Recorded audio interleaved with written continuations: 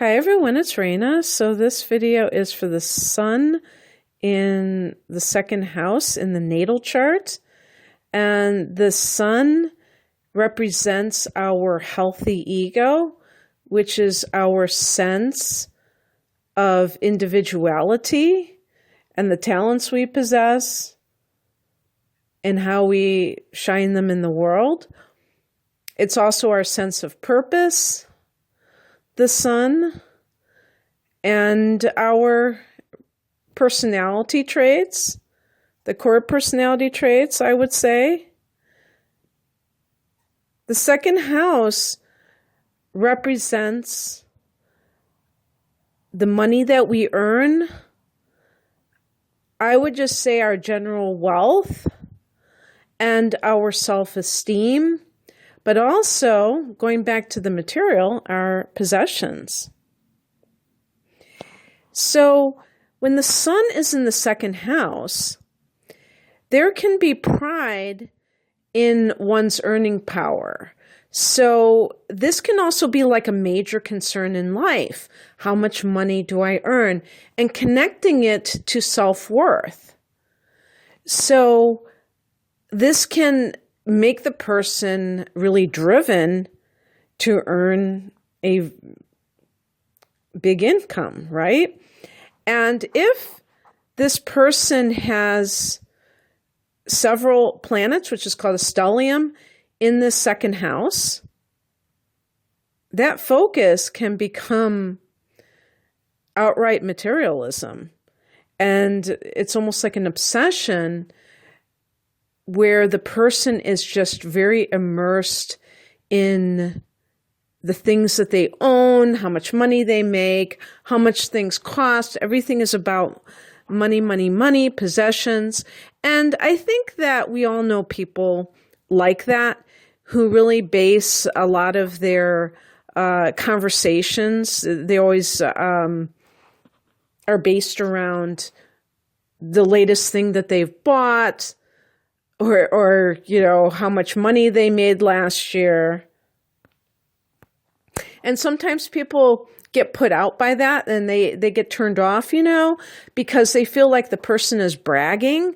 Well, yes, again, this is what that sun in the second house might do, where they really feel a sense of pride. But you know, when I'm describing that, I'm talking about going overboard. And that becomes that egotistical thing where they are feeling like maybe that they're superior to other people because they make all this money.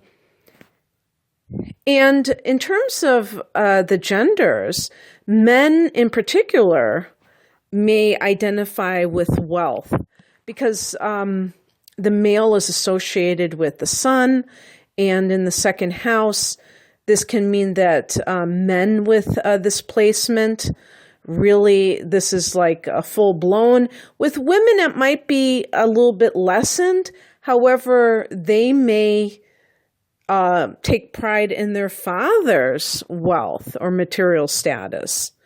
So if they are born with a father who is very prominent materially in the community, they may in turn identify with the father and feel that sense of pride. Now, I did want to say that a person who has a sun in the second house may benefit from the father's wealth. And the father may help the adult child to get ahead. And even when the child is young, the father or the father's money may be showered upon the child. And so they may grow up with a very affluent, within a very affluent family because of the father's wealth. So we could say here that the danger of having the sun in the second house is over-identification of the self with money and possessions. And because the second house is also self-esteem, you know, it's kind of, I don't know if ironic is the right word, but obviously self-esteem is not something that is bought and sold, right? So it's associated with this house, but it is not, you cannot obtain it through monetary gain, through having a certain material status, having a certain amount of money in the bank. That isn't how you gain self-esteem. But the danger when you have the sun in this house is that you might think so.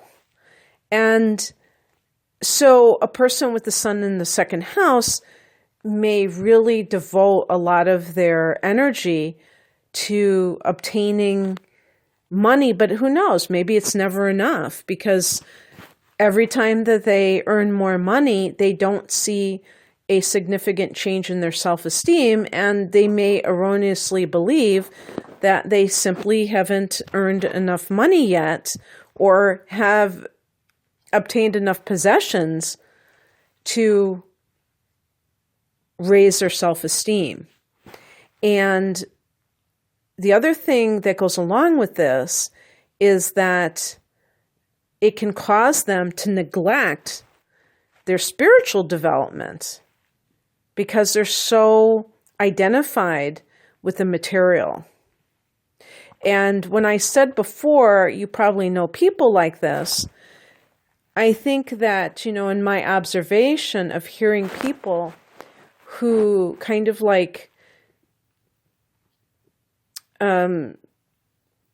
always seem to talk about their possessions, I wonder how they feel about things that are not tangible, if they even entertain the notion of their life as it extends to the life of the mind, the life of the spirit. And I also think sometimes, what happens if for whatever reason they are to lose a lot of their money, their possessions, in some type of calamity, in some kind of a material collapse? Do they cease to exist? I mean, do they feel that they have no identity anymore? That's where the spirit comes in, and spiritual development in life. So the second house in the universal chart is ruled by Taurus. So it's an earth house, and the ruler of Taurus is Venus. And so Venus loves luxury. This is where the money angle comes in, and the Venus loves beauty. And the second house, because of Taurus's influence, can lead to possessiveness.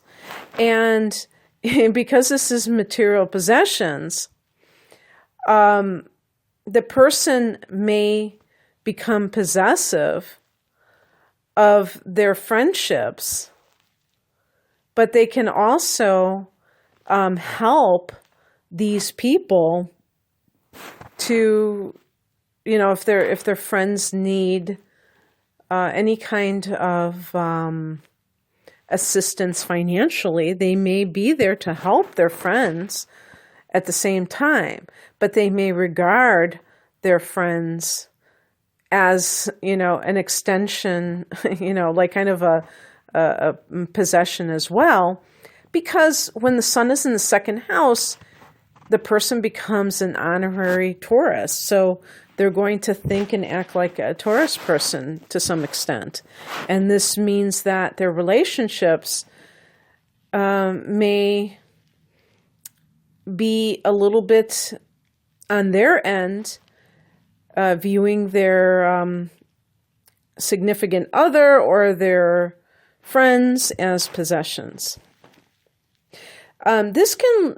This house can lead the person to become an art collector, and this can be something that And it doesn't have to be just art. It can be any kind of collection of items. And I think I would add to that, especially if they are some sort of limited edition or something that they can appreciate and value. I was just thinking of Beanie Babies. Maybe that's a good example. But anyway, that's what I have for you with the sun in the second house. Let me just add, depending on what your element is.